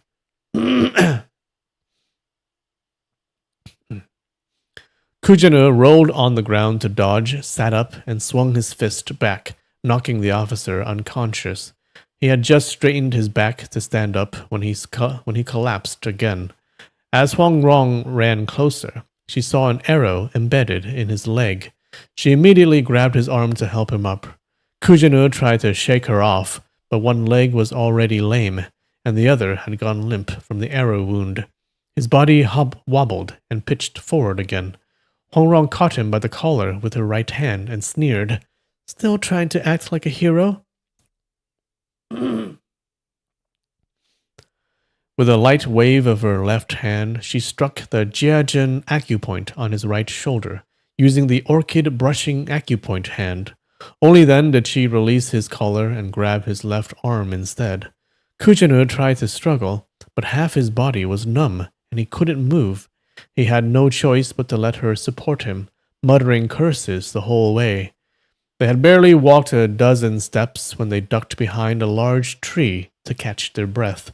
Just then, soldiers spotted them, and more than 10 arrows whistled through the air. Huang Rong quickly moved in front to shield him, twirling her bamboo staff to guard her head and face. The arrows all struck her soft hedgehog armor. Ke Jian'e heard the sound of the arrows and knew she was risking her life to save him. His heart softened. In a low voice, he said, "You don't need to bother with me. Just save yourself." Hong Rong snorted. I'm saving you just so you'll owe me. Let's see what you can do about it. They spoke as they walked and soon took cover behind a low wall. Though the arrows had stopped, Kujanu was heavy, and Huangrong was gasping for breath. She had no choice but to lean against the wall to rest. Kujanu sighed. Fine, fine. Let's call it even between us. You can go now. Old Ke is as good as dead. Huangrong said coldly, You're clearly not dead, so what are you babbling about? If you don't come looking for revenge, I'll come looking for you instead. Her bamboo staff extended and retracted, striking both of his Weizhong points at the back of his knees. Kujanu had not been on guard and collapsed on the spot. He cursed himself for being foolish. What kind of nasty trick is this little demon girl planning now? His heart was a jumble of anger and frustration.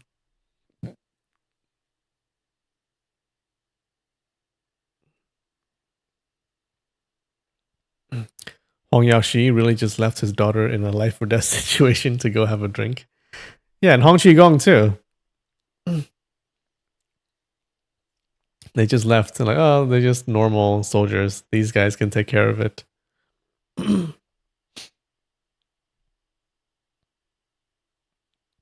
Then he heard light footsteps. Huangrong was walking away. The sounds of fighting had grown distant. It seemed the Chenzhen disciples had scattered this unit of soldiers. In the receding chaos, Guojing's voice echoed faintly, still calling, Master! But getting farther and farther away. Kujanu wanted to call out in return, but his breath was weak, and even if he did shout, Guojing likely wouldn't hear. A few more moments passed, and everything fell silent. In the distance, roosters began to crow, one after another. Kujanu thought to himself, This will be the last time I hear a rooster crow. Tomorrow, the roosters around Jiaxing will still crow just the same, but I'll be dead at the hands of this little demon girl, never to hear them again. Just then, he heard footsteps again. 3 people approached. One of them walked lightly. It was Huangrong. The other 2 had heavy, dragging steps. He heard her say, That's him. Pick him up. She massaged a few spots on his body to unseal his acupoints. He felt 2 people lift him and lay him on a stretcher made of tied bamboo branches. Then carry him away. He was extremely puzzled and almost asked what was happening. Then he thought better of it. She'd probably just insult him again. While he hesitated, he heard a swish, and the man at the front cried out in pain. He must have been struck by Huangrong's staff. She scolded. Walk faster! What's with all the grunting? You so-called soldiers only know how to bully commoners. There's not a decent one among you. Another swish, and the man at the rear was struck as well. This one didn't even dare to cry out. Kujanu thought, So she actually went and caught 2 soldiers to carry me. Only she would come up with such a trick. His arrow wound throbbed painfully, but he clenched his teeth and refused to make a sound, afraid she'd mock him for it. He could feel his body jolting up and down. It must be a rough mountain path. After a while, branches and leaves kept brushing against his face and body. Clearly, they were passing through a forest. The 2 soldiers stumbled and panted, while Huangrong kept lashing them with the bamboo staff, forcing them to push on. They walked for about 30 li. Kujanu estimated it was already late morning. The heavy rain had long stopped. The sun had half dried their wet clothes. Cicadas chirped, dogs barked, and the distant singing of men and women in the fields echoed peacefully through the countryside. Compared to the brutal fighting at South Lake just earlier, it felt like they had stepped into another world entirely. The group arrived at a farmhouse to rest. Huangrong bought 2 large pumpkins from the farmer, cooked them with rice, and placed a bowl in front of Kujanu. Kujanu said, I'm not hungry. Huangrong replied, Your leg hurts. I don't think I don't know. Hungry or not, I'm going to make you suffer a bit longer before treating you. Kujanu flew into a rage and flung the steaming hot bowl of pumpkin toward her face. What the hell? She gave a cold snort and sidestepped. A soldier nearby let out a yelp of pain. It seemed the pumpkin had landed on him instead. Hongrong scolded. What are you yelling for? Lord Ke is giving you pumpkin. Don't you know how to appreciate a gift? Hurry up and finish it all. The soldier, terrified of her and genuinely starving, endured the burning pain on his face and picked up the spilled pumpkin from the ground, eating it piece by piece. This left Kujanu genuinely at a loss, angry but unable to express it. Half sitting, half leaning against a pair of stools, he felt extremely awkward. He wanted to pull the arrow from his leg, but feared that fresh blood would gush out. She would certainly leave him to die, more likely mock him too. As he was brooding, he heard Hongrong shout, Go fetch a basin of clean water, quick! Before the words were even fully out, slap! A crisp sound rang out. She had struck a soldier hard across the face. Kujanu thought, This little demon girl never speaks unless it's to make someone suffer. Hongrong continued, Take this knife and cut open the pants around Lord Ke's arrow wound. A soldier obeyed and cut the cloth as instructed. Hongrong said, Hey Ke, if you've got guts, don't scream. If you cry out and annoy me, I might just wash my hands of you. Kujanu shouted, Who needs your help? Get as far away from me as you can. But before he finished speaking, a wave of searing pain shot through his wound.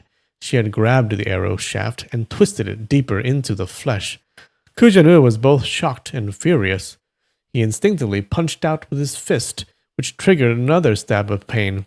Then he realized there was now an arrow in his hand. Hongrong had already pulled it out and stuffed it into his palm. She said, Move again and I'll slap you right across the face. Kujanu knew she meant it. He was no match for this little demon girl. If she just stabbed him to death, that would be clean and straightforward. But if she slapped him a few times before that, he'd die humiliated. So he sat there grimly, unmoving. He heard the tearing sounds as she ripped cloth strips, then felt her tying them tightly around the wound to stop the bleeding. A moment later came a cool sensation. She was rinsing the wound with water. Kujanu was bewildered. If she means me harm, why is she saving me? But if she has no malicious intent, ha! As if those freaks from Peach Blossom Island have ever meant well, she must be up to something else. People like her have 100 tricks up their sleeves. Guessing her motives is like fishing in a dry pond. While he brooded, Hongrong had already applied some healing ointment and neatly bandaged the wound. It felt cool and soothing, the pain much diminished, but now his stomach rumbled with hunger. Hongrong sneered. I thought you were faking, but turns out you're really starving. Well, too bad. There's nothing left to eat. Let's go. Whap, whap. She smacked each of the two soldiers on the head with her bamboo staff and ordered them to lift Kujanu and continue on. They walked another 30 or 40 li as dusk approached. Suddenly, the caws of crows rang out in the sky. Caw, caw. The Iron Spear Temple they neared was dedicated to the famous Five Dynasties General Wang Yanzhang, known as Iron Spear Wang. Beside the temple stood a tall pagoda, where flocks of crows had nested for generations. The local villagers believed the crows were divine warriors and guardians, and never dared disturb them. Over time, the crows had bred and multiplied in great numbers. Hongrong asked, Hey, it's getting dark. Where are we going to spend the night? Kujanu thought, If we go to a civilian home to ask for lodging, we might give ourselves away and attract government troops. He said, There's an old temple not far from here. Hongrong snapped. What's so great about watching crows? Haven't you seen them before? Move it. This time, without even hearing her bamboo staff, the two captured soldiers cried out in pain again. It was unclear whether she had jabbed them or kicked them. Before long, they arrived at the Iron Spear Temple. Kujanu heard Huangrong kick open the temple door. A strong odor of crow droppings and dust filled the air. It seemed no one had been there for a long time. He feared she might complain about the filth, but to his surprise, she didn't mind at all. He heard her order the two soldiers to sweep the floor clean, then instruct them to heat some water in the temple kitchen. Meanwhile, she hummed a soft tune, something about mandarin ducks flying in pairs, and something else about hair turning white before old age. A while later, the soldiers brought in hot water. Huangrong first changed the dressing on Kujanu's wound, then washed her own face and feet. Kujanu was lying on the ground, using a straw mat as a pillow, when he suddenly heard her spit and shout, "What are you staring at my feet for? You think you can look at my feet? Want me to gouge out your eyes?" Ah, he's a feet guy, eh? The soldier was so terrified he nearly lost his soul and dropped to his knees, kowtowing repeatedly. Huangrong barked, "Speak! Why were you staring wide-eyed at my feet?" The soldier dared not lie and kowtowed again, stammering, "I deserve death. I just saw the young lady's feet. They were very pretty." Okay. Kujanu was startled. "This lecherous fool, about to die and still thinking filthy thoughts. Who knows if this little demon girl will skin him or pull out his tendons?"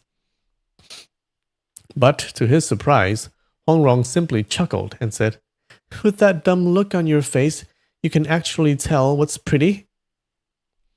Whap! She tripped him with her staff, making him tumble to the ground, but didn't pursue it further. The two soldiers scurried into the temple's back courtyard and didn't dare come out again. A very honest man. Kujanu remained silent, waiting to see what would happen. He heard Huangrong pacing up and down the main hall and muttering, "Wang Iron Spear was a hero in his day, but in the end, he still got captured and beheaded. What's the point of being brave? What's the use of being a hero? This Iron Spear must really be made of iron." Kujanu, who had often visited the temple as a child with Ju Tong, Han Baoju, Nan Shiren, Zhang Asheng, and the others, remembered that they had all taken turns lifting the iron spear for fun. Though still children, they were exceptionally strong. Hearing her remark, he called out, "Of course it's iron. What else would it be made of?" Huangrong replied with a thoughtful, then picked up the iron spear. "About 30 caddies. I lost your iron staff, and there's no time to forge another for you. We'll be parting ways tomorrow, and you've got no weapon to defend yourself. Just use this spear as a substitute for now." Without waiting for his response, she fetched a large stone from the courtyard and clanged it against the spearhead until it came off. She then handed the shortened staff to him.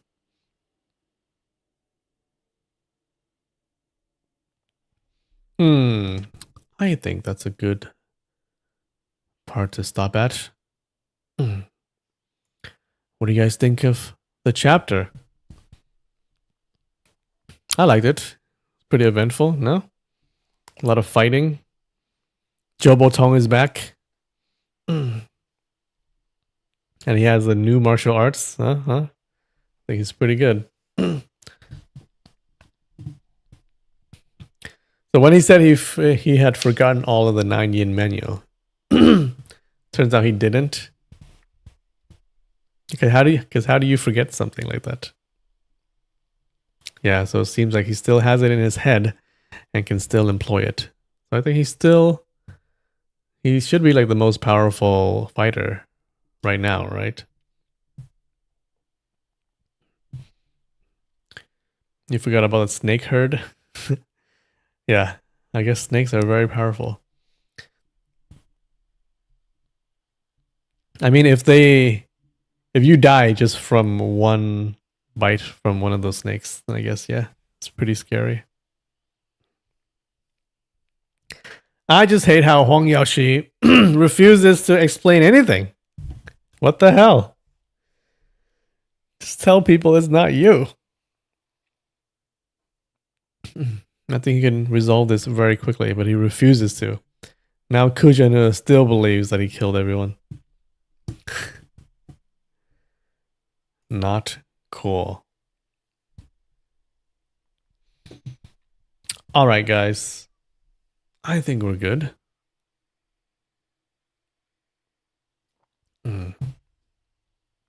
I think next chapter is going to be a good one too.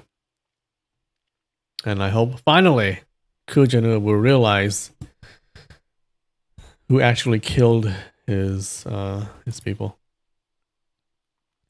After his life was saved, he was going to. He was going to. He should just do it. Even if he got spat on, just do it. How much more do we have? I think we have until chapter 40. So we're almost there. Almost there. Very close. Very close. And then we're starting another one. The next part of the series. All right. Well, that was cool. That was good. I enjoyed it. All right, guys. Thanks for joining. I love you. I will see you next time. Lost, you are number 1 in the rankings. Good job.